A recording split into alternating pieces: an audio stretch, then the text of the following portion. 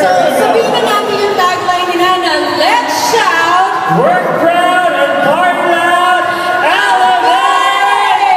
there's really no other way but to go high and elevate. Indeed, and of course tonight we are going to take